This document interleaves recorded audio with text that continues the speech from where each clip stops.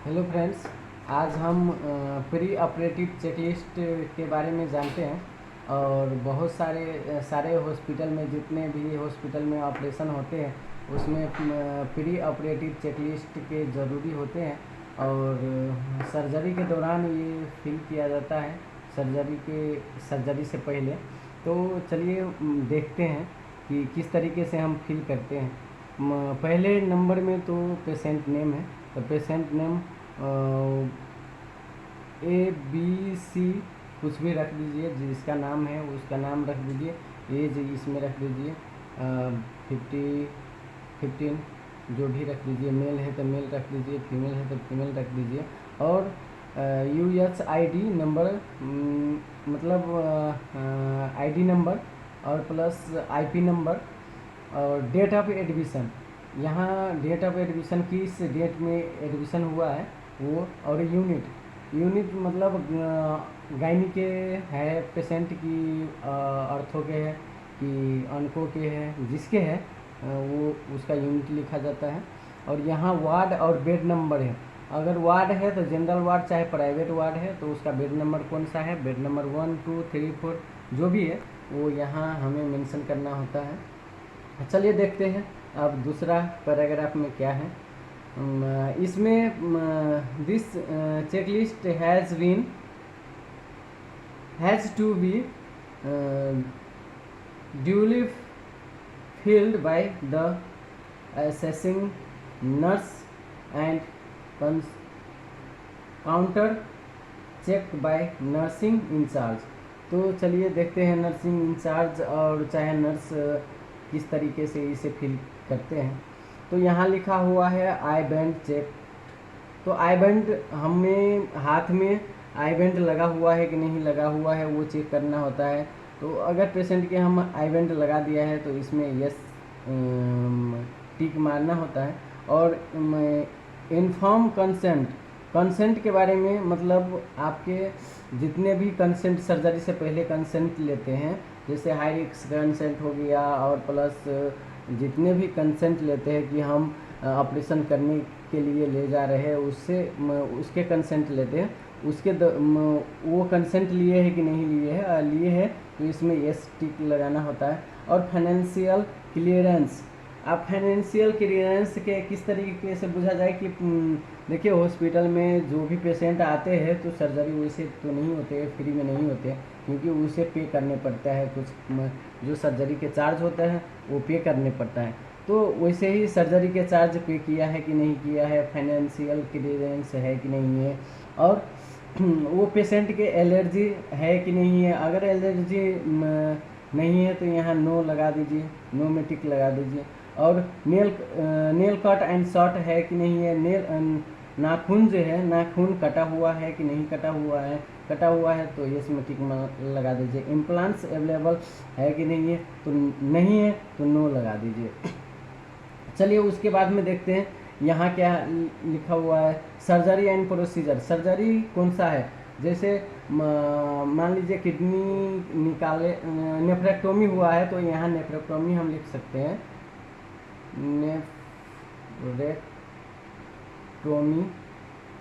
Nephrectomy surgery लिख सकते हैं। और प्लस कितने उसके फास्टिंग कितने घंटे, 6 घंटे से 8 घंटे रखना होता है, तो 6 घंटे से 8 घंटे रखे कि नहीं रखे, तो इसमें रखे हैं तो आप टिक यस में मार सकते हैं। और पार्ट ऑफ प्रिपरेशन कितने,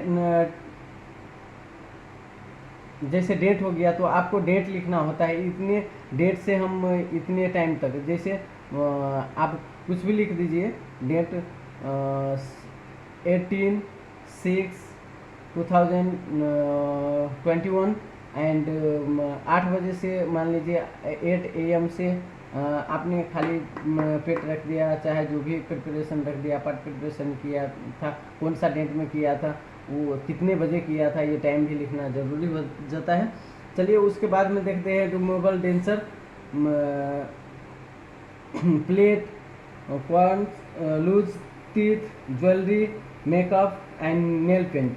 और चलिए अब इसमें आप देखिए कि पेशेंट के हाथ में नेल पेंट, जैसे नाखून है, नाखून में नेल पेंट लगा है कि नहीं लगा है, मेकअप लगा है कि नहीं लगा है, अगर नहीं लगा है तो हमें इसमें टिक लगाना चाहिए। इसमें मेकअप नहीं लगाया है तो इसमें टिक लगाना चाहिए। ज्वेलरी नहीं लगाया है इसमें टिक लगाना चाहिए। उसके लूज दांत लूज है कि नहीं, लूज टीथ है कि नहीं है, इसमें अगर नहीं है तो नहीं, नो अवेलेबल हम कर सकते हैं, नो अवेलेबल, ठीक है, नो अवेलेबल हम इसमें कर सकते हैं, इसमें नो अवेलेबल कर सकते हैं। चलिए उसके बाद में देखते हैं all necessary investigation done, right the number of film and reports.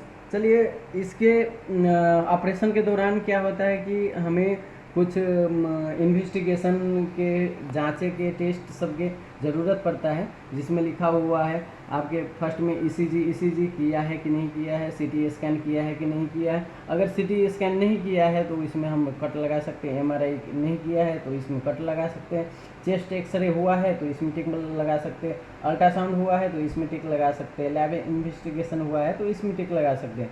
चलिए उसके बाद में देखते हैं वाइटल साइन। वाइटल साइन के बारे में हम अगर मान लीजिए 120 पेशेंट के जो बीपी है वो कितना है, 120/80 है तो 80 हम लिख देते हैं। टेम्परेचर कितना है, टेम्परेचर 98.2 है, जो भी है वो उतना लिख देते हैं। पल्स कितना है, 80 है व 70 है, जितने पर मिनट है वो लिखा जाता है। और रिस्पिरेशन उसका कितना है, 20, जो भी है उसका। हाइट 5.62 जितने हैं, जितना भी हो सकता है, ये 5.6 से लंबे भी हो सकता है। वेट 80 kg से 80 kg चाहे 82 kg, जितना भी है उतना लिखना। और जिस टाइम आप ये फिल कर रहे हैं उस समय के टाइम डाला जाता है, जैसे जो भी है 8 AM 8 PM 9 PM। और उसके बाद में प्लीज़ आइडेंटिफाई। चलिए जो भी है उसके साथ वाला उसका नाम यहाँ लिखा जाता है, और इसका लिख YZ जो भी है उसके साथ में जो अटेंडर है, अटेंडर के नाम लिखा जाता है, उसके कॉन्टैक्ट नंबर लिखा जाता है, 8946 जो भी है यहाँ लिखा जाता है। उसके बाद में चलिए देखते हैं अब दूसरा, patient seen by surgeon. Surgeon ने देखा कि नहीं देखा, अगर देख लिया है तो वो हमें टिक मारना होता है।